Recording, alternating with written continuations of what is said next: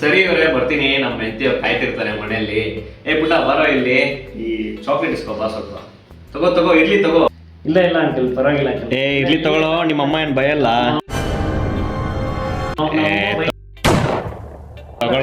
ತಗೊಳ್ಳೋ. ಏನೋ ಮಾಡ್ತೀಯ ಅಲ್ಲಿ. ಅಂಕಲ್ ಕೊಟ್ರ.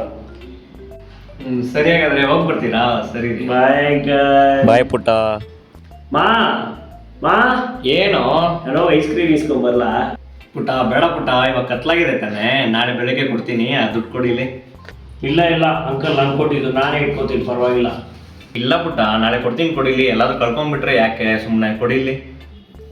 ಸರಿ ತಗೋ. The next day. ನಿನ್ನೆ ಅಂಕಲ್ ಕಾಸು ಕೊಟ್ಟಿದ್ದಲ್ಲ, ಕಾಸು ಕೊಡೋ ಹೋಗಿ ಐಸ್ ಕ್ರೀಮ್ ಇಸ್ಕೊಂಡ್ಬರ್ತೀನಿ.